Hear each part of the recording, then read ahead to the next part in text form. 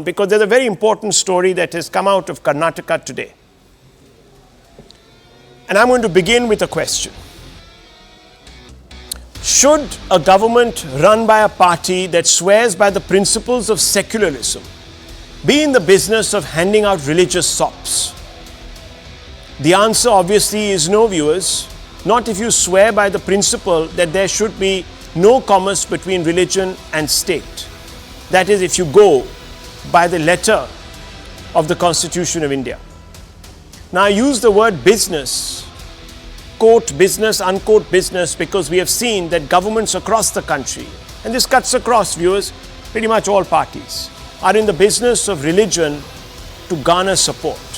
And in Karnataka today, the Chief Minister seemed to be on a spree to appease with doling out funds in disproportionate numbers to the minority community. Viewers, let me run you through what was announced in a budget of a state that is running a revenue deficit, viewers, and that complains to the centre that they cannot honour the promises that they have made because they don't have the money released by the centre. So, viewers, the Chief Minister of Karnataka has decided that 100 crores will be spent on the maintenance of Waqf properties, 20 crores on pilgrimage destinations, minority, 10 crores on the Mangalore Hajj Bhavan, 200 crore on developing funds for Christians and their welfare. Viewers, some amount of money has also been set aside to develop infrastructure to allow Hindus to travel to Varanasi. I think 5 or 10 crores, I'm not sure, viewers. This number is so insignificant, really. Another lot has been sent to develop more infrastructure for a temple. A special vision group has been set up to look at how to improve tier C, class C temples. But no monies have been allocated specifically for the task, viewers. So first of all, you violate the principles of secularism by going out there and spending taxpayer money for religious purposes, and when you even do it, you do it disproportionately. Your own party boss says that jitni abadi utna haq, even though I believe, viewers, that there should never be any commerce between the state and religion. But he's the one who says that jitni abadi utna haq, but then, viewers, you look at the population, you look at the money that has been set aside, even if you are thinking of marrying the state with religion, even there you're not being fair. Obviously, viewers, the splurge has led to a massive controversy. Listen into the fighting or the war of words that is broken out between the Congress and the BJP. When the facts and figures are placed, how can they, I think, were expecting that we will not be able to give money for development, for all that. So they were, I think, they are taken by shock. Because one is, we have implemented a guarantee. Secondly, we are also going ahead with on a massive scale to develop the state. The Congress government in the state of Karnataka, it is very discriminative. It only plays with the vote bank politics, and it is hurting the sentiments of Hindus. Somehow they are always into divisive politics and appeasement politics. We totally condemn this budget being so discriminative, not been very considerate. It is not equal. There is no equality, there is no inclusiveness in the entire budget.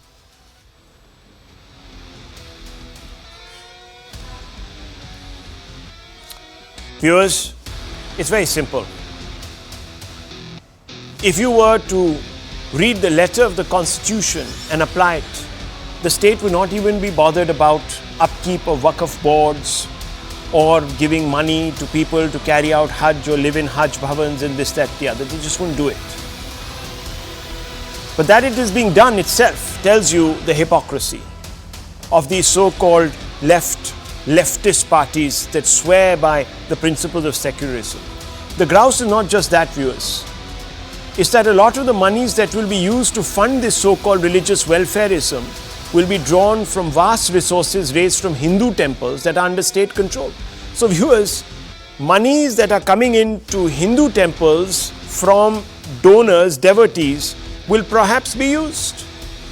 Now let me give you those numbers. They're startling, and these are numbers that are about 2 years old. So viewers, I don't have the latest figures. These audits take place every year. I don't know why We don't have an audit for this year, but perhaps it will come out, for last year that is, 2022-23. These are numbers for 21-22.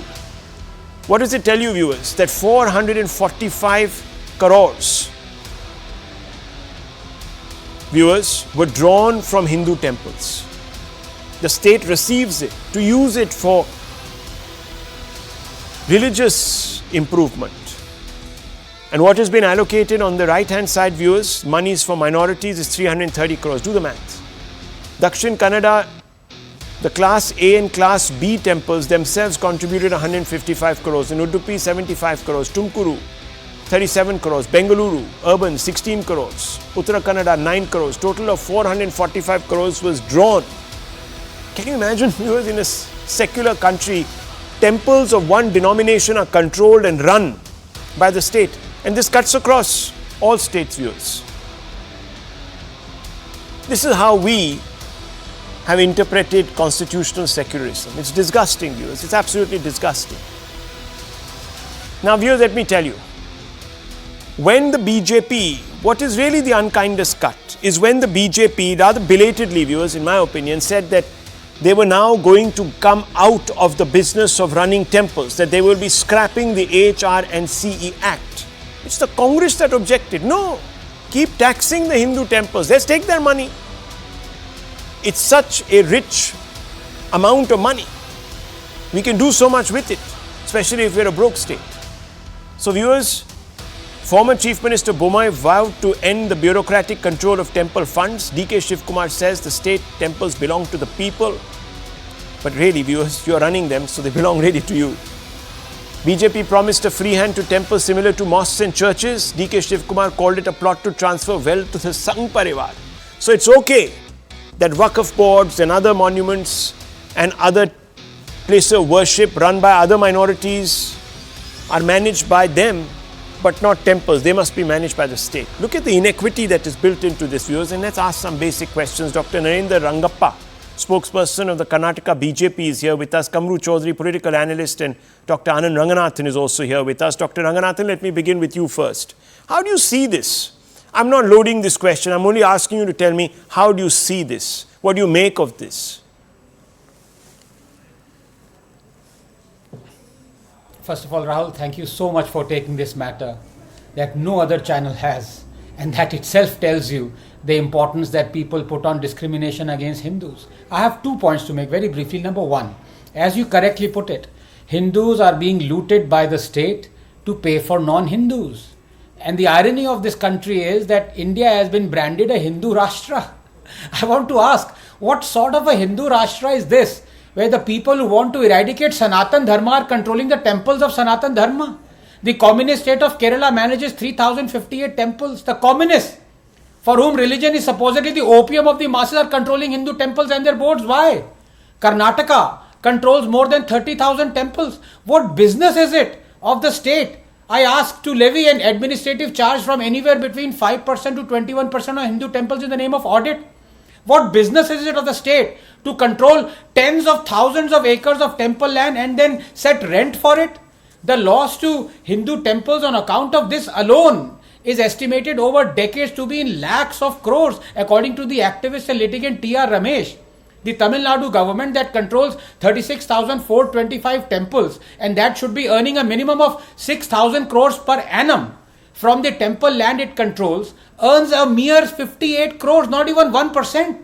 State control of Hindu temples and their property is by far the largest, financially most damaging scam of independent India. But then I ask you, if the Congress can bring in a legislation to control Hindu temples in 1959, one that still stands, why can't the BJP bring in a legislation to override it? Yes. Rahul, if you truly believe that religion should keep out of state, the corollary is also equally applicable, that the state should keep out of religion. But does it?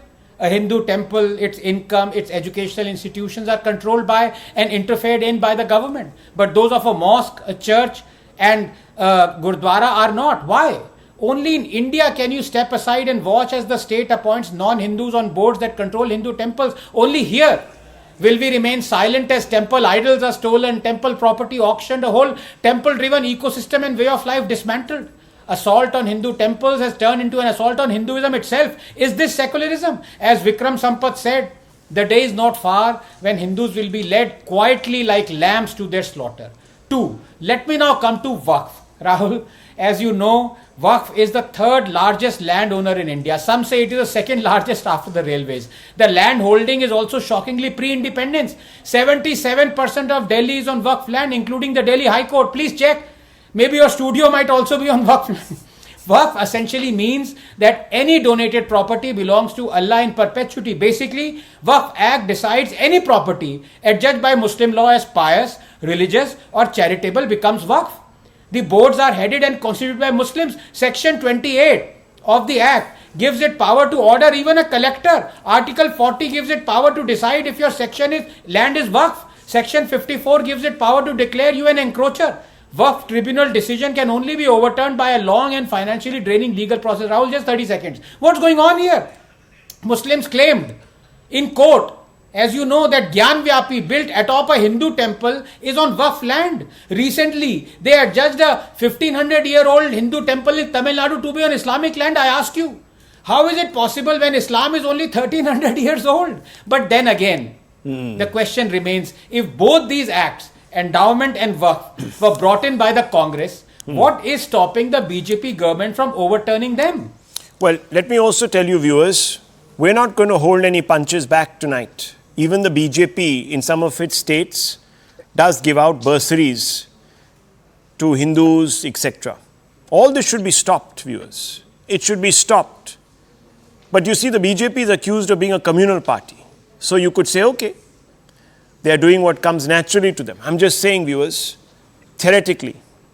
But I cannot understand the Congress that takes it upon itself to protect Indian secularism. Why is it conflating the state, viewers, with religion? Why is it doing that? And I want to bring you in on that, Mr. Kamru Chaudhary. I'm not on the point of selective bias. I'm not on the point, as you know, I've exposed the BJP here also, saying that they are no better. But why are you? You're the guarantors of secularism. Nehruji was a modernist. And you people have made a mockery of secularism. Is it a right charge? You mock secularism? This budget mocks secularism? Would you agree?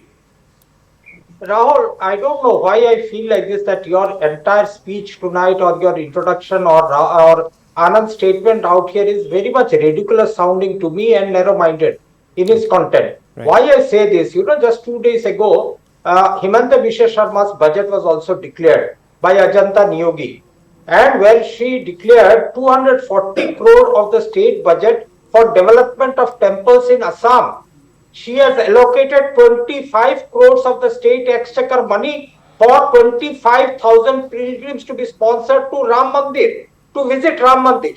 Me as a congressman, as Kamru Chaudhary, have never objected to it. Okay. Then, if there is some targeted development by Karnataka government which gets 7% of the revenue from the Waqf properties to the coffers, then what is the harm in giving a targeted development to these underdeveloped properties? Refer section 72 of the Waqf Act, which clearly states, if the income of a property is less than 5,000, there is no need. If the income of the Waqf property is above 5,000 rupees, then 7% of the total annual income must be deposited with a Waqf board. That is the rule, that is the law.